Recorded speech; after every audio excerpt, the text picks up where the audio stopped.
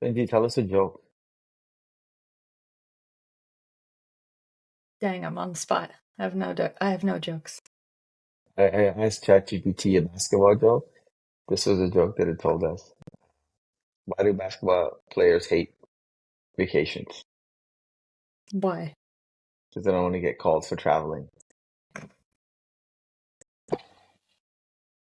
Okay, ChatGPT is the worst joke teller. It can do a lot of now things. on, It's not funny. right? We should start with homeschooling jokes. I wonder if there's a good homeschooling joke. I'm just I gonna ask it. have a lot of homeschooling memes. Yeah, we need a fun joke. Let's see. Really a joke. Uh, Tell me a joke about homeschooling. Oh man, this could go so bad. If this clip gets posted, thanks for watching. Okay, why did the homeschooling mom ask for a detour during their field trip? Why? Because the students kept getting too far ahead of the class. Oh! Okay, one more and then we'll get back to work. One more, please, ChatGPT. Okay, this is a good one. Why don't homeschooled kids need to set an alarm? Why? Because the teacher is already in their pajamas.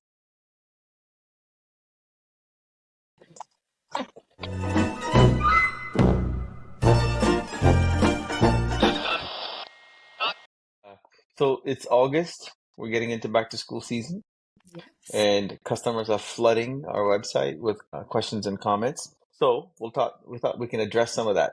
Let's start with the first one, which is what is the typical time a student spends each day on our product, whether it's a book, digital, online?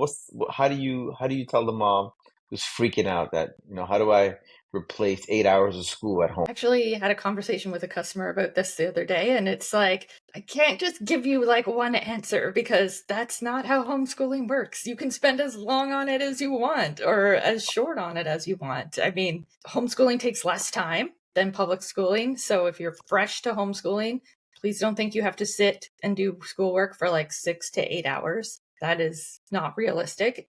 In fact, I saw a thing the other day. I would have to look up the link, but there was a study about how much time in school is actually instructional time. And Mm, it was like 2 hours or something like that. And I thought that's perfectly aligns with homeschooling, where we're spending like anywhere from an hour to maybe 3 to 4 hours, depending on your kids' ages. So you're going to spend a bit more time as they get older, but your little kids is like an hour tops that you want to be spending on school. And then the older kids are spending a bit longer, mostly because they might be like writing an essay or doing like a big reading that goes with their lessons. So they have a little bit more intensive work to do. But either way, like your average is like an hour and a half, 2 hours for your full day. And then with our content, all of our lessons are bite-sized because we're trying to maximize on the attention spans. And that means that your lessons are actually only like a few minutes where your kids have to sit and like give you that like dedicated focus attention. You're looking at like 2 to 10 minutes per lesson, and then they move on to the activity right away. right. So that begs a lot of questions, man. One, what the hell do I do for the rest of the day? Mommy, I'm board. Your mom lives. What did you guys do after an hour and a half or two? So before I started homeschooling, I remember asking my friend who was Hmm. already homeschooling, and I was like, "Don't your kids get bored?" And she was like, "No, they're fine. They just like they play." And it's true. Like if you had your kid Play. before they started kindergarten, they just play. Like what do you do all day? They play. Yeah. And then you start kindergarten, it's like, okay, now we're going to add in like a half hour of schoolwork. They're still going to play the rest of the day. You know, you go outside, you go to the park. If you're in homeschooling groups, you're going to have a lot of homeschooling stuff to do. We had one of our biggest problems homeschooling was that we didn't have enough time at home to get our academics done because we were always out and about with the homeschool group. Jeez. So you play. And kids like let And them be bored. It's good for them. see, we got to do a whole topic on just being bored because, I was never bored. I was happily daydreaming. Mm-hmm. Now it's considered bored because you're not doing anything. I'm like, but there's a whole universe right here. you can just go climb in there and Mhm. walk around and imagine stuff and have some fun. Um, that's awesome. Okay, so hour and a half to 2 hours of learning, and that's just on our, content. And then there's probably other stuff that you can layer on, other shows and games and apps and things to sort of continue learning throughout the day. But what I love is learning doesn't start and stop at a desk. Yeah, for sure. I mean, It's kids are always learning. You couldn't stop them from learning if you tried. So Yeah. when they're playing, they're learning. When they're outside, they're learning. When they're driving in the car, listening to a podcast, they're learning. And circling back to Schoolio, yes, we have all the core products, but depending on what package you bought, if you have future readiness, if you have, all of the additional content we have, you now have non-academic stuff to just get them continuing to learn, right? So you're not tied to just the math, language, science, and social studies ever. Hmm. In fact, I encourage parents to start with interest-based learning first. Let's start with what are the stuff they're excited about? Art, music, dance, whatever. And then go into the core because they're warmed up. They're primed. That's actually a really good point for neurodivergent learners too, especially ADHD. It's called backwards rewarding, where like your ADHD brain doesn't have enough dopamine, and we're looking for dopamine, and dopamine helps you focus. So if you actually, rather than saying like once you get your math done, then you can do whatever their special interest is, then you can have a lesson on pirates if that's what they're into. Instead, do the good stuff up front. That triggers the dopamine, and they'll be better able to focus on the stuff that they are not motivated to do afterwards. So you do Yeah, have and I learned how to do that the hard way. I used to distract myself from real work to get the dopamine flowing, and then I'll do the real work. Mm. So now it's called backwards what? Backwards training, Backwards rewarding. So rather than backwards do the hard rewarding. thing, get the reward first, and then you're able to focus on the hard thing. There you go. All right. Topic number two. This is something that keeps coming up every single year. It is, do we offer high school? We do not offer high school, but we do offer high school. What the hell are you talking about, Satish? So, kids that are going into high school, grade 9, even up to grade 10, are continuing to use Schoolio grade 8 or even grade 7 to continue to build some of the foundation. Because the biggest thing kids don't realize, especially in North America, is grade 9 is the first time you can fail. Yes. And so if you didn't pay attention in 7 or 8 and you're like, whatever, man, I'll just get through. Well, the system pushed you through, but in grade 9, it comes to a halt because now you can't hide. You can't just Mhm. get through. So we have a lot of parents that are in grade 9 or even grade 10 revisiting grade 8 and grade 7 content because you need that foundational content if you continue to move up into high school.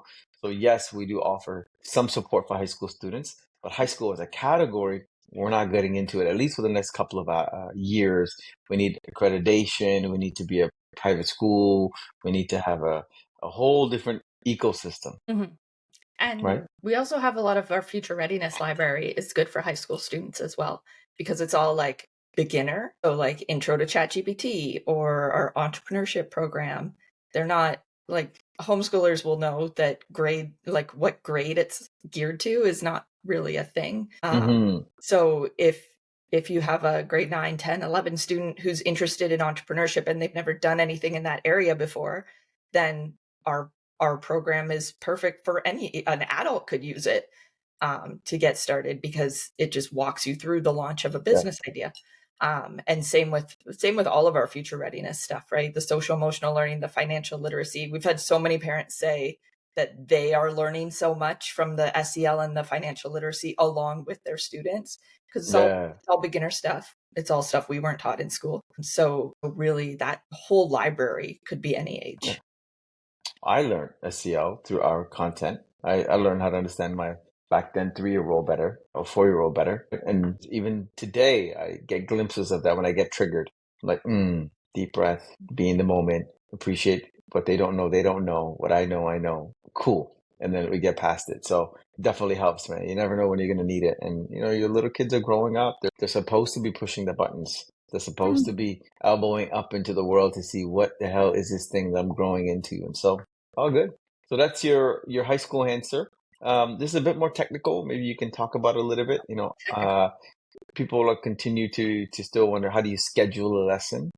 There's many different ways to use Schoolio, right? You can run it through a calendar. You can run it through autopilot. You can schedule. So maybe talk a little bit about how you're using scheduling for yourself. Sure. So we actually use the two different types of scheduling for two different kids. So timetable scheduling mode, you pick your course and then you have your list of all the lessons in that course. And then you can go, there's a little button that looks like a little calendar, and you can schedule each of your lessons in whatever day time slot you want, or you can do the recurring. So if I say we're going to do science every Tuesday, Thursday at 2:00, I can schedule the whole science, like all of the lessons. They'll just automatically fill in those time slots. So that's the like very, you have control over the schedule and the timetable. And then the other mode is open exploration, which my daughter likes, where I pick the courses from the marketplace that I want open to her.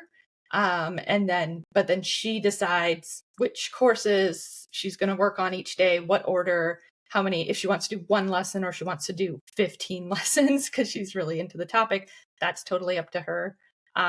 Parents also like open exploration if they're more time-based than lesson-based. So I might say to my son, like, I want him to complete one math lesson a day, but other parents will say, I want you to do 30 minutes of math.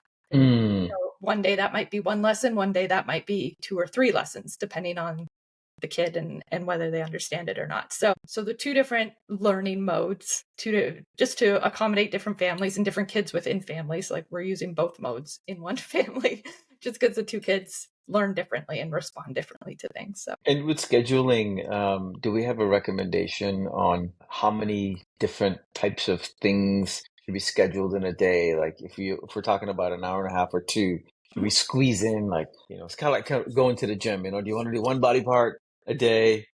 Or do you want to do like, like everything every day, but do 3 times a week? Do you have a preference on how do you blend? We have a recommended schedule. It's one of the freebies you can download in the bookstore, which a lot of people like to just get them started. It gives you an idea. So that schedule recommends, I think, math and language 3 days a week, and then science and social studies 2 days a week. And then your additionals like arts or future readiness is also 2 days a week. So that's a good way to sort of get yourself started if you have no idea what to schedule or how to schedule it. But then you can really like be flexible. If you do science 2 days a week, for example, you're going to do about 4 to 5 units in a year. But if your science loving family or your kid loves science and, they picked 8 that they want to do this year, then maybe you want to do it 4 days a week instead of 2. So that's where your flexibility comes in to schedule it how you want. But we do have that starter schedule for anyone who wants a little. Nice. Okay, so there are lots of different ways to blend, and that's what makes homeschooling exciting. And also, you don't have to be studying every single day. You No, could lots of people do a 4 day study, week. We always did right? a 4 day week. So, the lack of rules is crazy fun because you literally the only rule is to get your kid excited about learning. I know And when you're then new to homeschooling, a lot of parents are like, tell me how to do it exactly, precisely, because I need help and I don't know. And it's hard because it's like, there isn't, I could tell you have to do science 2 days a week, but that's not true. no. It's like, it's so open. It can be overwhelming and a little scary in the beginning to have so much choice. But yeah, the flexibility is amazing. Awesome. Okay. This one is a good one. Do I have access to printing worksheets that go along with the lessons? Yes. So one of our core beliefs from day zero is accessibility. And so, yes, we have a beautiful bookstore where you can go and buy all of the content you need as a downloadable PDF. This is perfect for folks that want to be offline more than being online or hybrid, and you buy a full bundle or you buy the books and units you need. You get it printed and shipped through us so you can print it on demand. But for those of you that are choosing the digital route, especially the hybrid version, then yes, every lesson at the bottom of it, if you scroll down, has the worksheet for the day and the lesson for the day available as a PDF. And with our new pricing model, we've increased that to 100 downloads a week? Yep. Right. So there's always an opportunity to go, hey, we're going to print and then go offline. Or in some of the grades, the worksheet has more than what's available online. Let's talk about that a little bit. Yeah, so all of the online quizzes that come after the lesson are obviously ways that proof of knowledge can be done online. So it's multiple choice, true or false, drag and drop, connecting, like from the columns, connecting the ideas together. and open textbook or open text box for typing. But then a lot of the worksheets will have more of that like hands-on learning. So it might be like a cut and paste or a go outside scavenger hunt, a science experiment, an art project, that sort of thing. So in a lot of those lessons, definitely look at the printable activity because it can be an additional activity. Awesome. Um, And then for all of you guys that are interested in just sort of finding out, the common theme seems to be what do I teach? How do I teach? And when do I teach?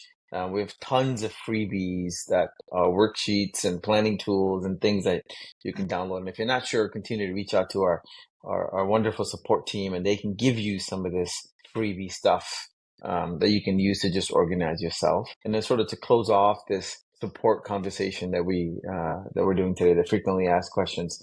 How does the program work is something that people have asked. In a sense, we're not a live class, and we're not a teacher-led program. We're a self-paced program trained to teach any parent to be able to teach confidently. So how do we talk about that, Lynn? Yeah, I mean, it's self-paced, and that's where you get all your flexibility. So you choose your courses, you choose your lessons, you choose when and where, and whether it's online or offline. Teacher-led classes and live classes tie you to a day and a time where you have to be there and show up, which is fine if that's your jam, but we're all about that flexibility and customizing your program for you. So there's nothing that ties you to a particular time slot. So when you are planning your homeschooling time, one of the things I loved is like this school starts when the kids wake up, Yep. not at, so talk about that as a new approach. So I guess the whole idea with us was like your body will wake you up when you're rested, and kids need sleep, and especially as they get older, like as they hit puberty and turn into teenagers, they are triggered to go to sleep later and sleep longer. So teenagers need almost as much sleep as newborn infants. So they need a lot of sleep. So we always let them sleep. And I always hated when they were in school, they would be like having they're outside playing, they're getting along, they're jumping on the trampoline. And I just hated to call them in from being outside and playing together and having a good time but you have to come in now because you have to get ready for bed because you have to get up in the morning and catch the bus. So Yeah, I always had the rule that if you're outside and if you're not fighting and you're getting along, then you won't be called in for bed. So you want to avoid bedtime, you just go outside.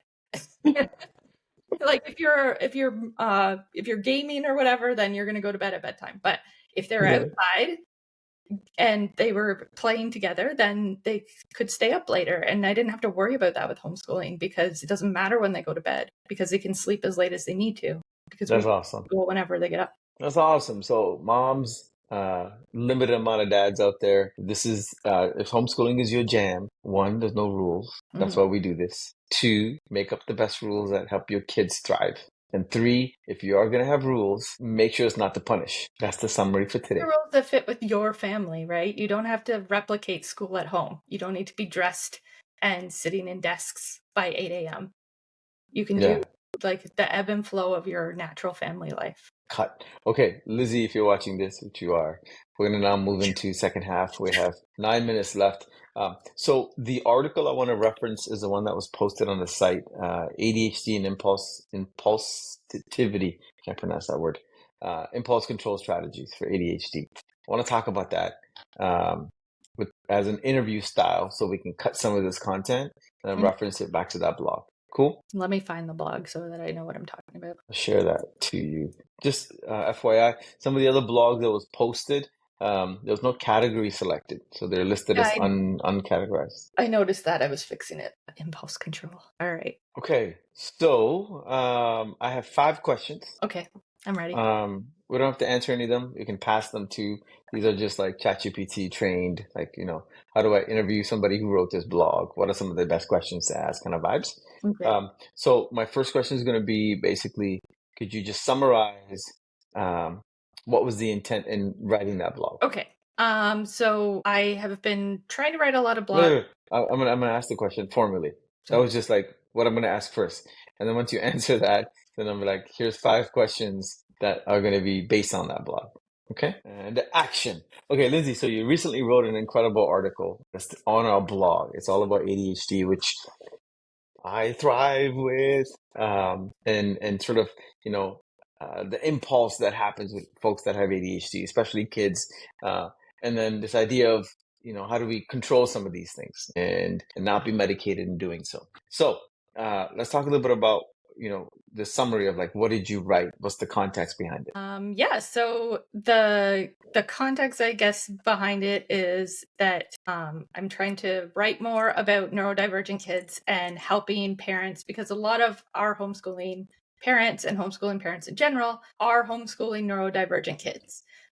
So ADHD, autism, and dyslexia being the top 3. So we're focusing a lot on ways that you can help them specifically. So a little bit different needs, different, I hate the word symptoms, but different issues you're going to see coming up and different ways to handle them than you might with a neurotypical kid. So that's where we want to sort of help parents of ND kids.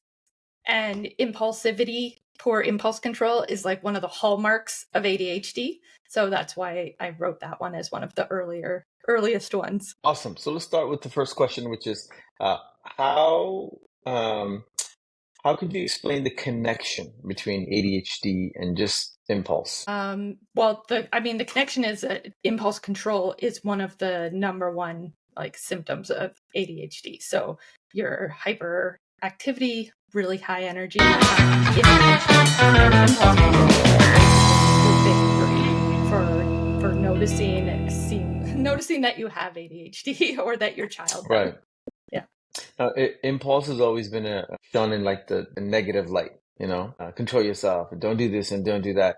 But impulse can also be good. It's sort of excitement, motivation, gets you out of bed to do stuff. Like I know my son, when he's excited, he's interested in a topic, it's all in, right? So is it the same thing? I mean, there's a couple different things, because there's hyperfocus, hyperfixation, which is also something that ADHDers and autistic people deal with, right? So that's like, this thing has caught my attention. I'm now 100% all in, like can't do anything else. And then your impulse control is more about a lot of it comes down to like the rapid thoughts. So you'll see impulse control where ADHDers interrupt a lot, because you're talking and a thought comes to my mind and I have to, there's no pause in there, right? Where you think you don't think oh, I really want to say that. Oh, it's really important to me that I say it now. It's so important that I need to interrupt you. You don't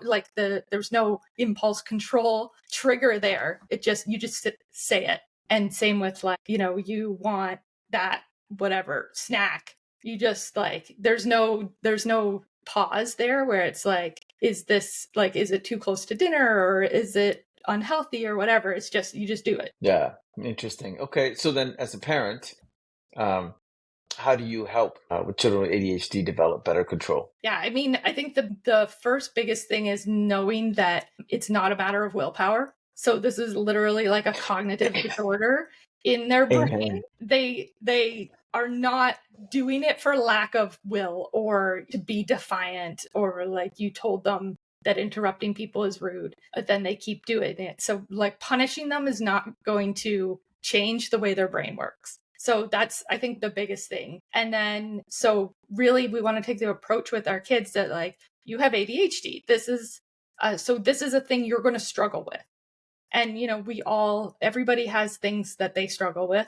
This is one of yours, and we're going to work together on what works best for you to help you with that. So for me, if I'm in a meeting or something, I'm always taking notes, because that thing that I want to say, but I don't want to interrupt people, I'm going to write it down. So then it's kind of like I did say it. My hand said it, but my mouth didn't. So there's little strategies like that that you can use and that you can teach your kids. One way is cognitive behavioral therapy, which is what we teach kids in our thoughts and feelings unit, is that it's basically getting in the habit of recognizing your thoughts and having that checkpoint in between the thought and the action. So that if you work on that a lot, that can help sort of like slow that process down and have that checkpoint in place. That's awesome. That's awesome. And so much of this is now as I read and as we get better understanding this stuff, because I never got tested. I just sort of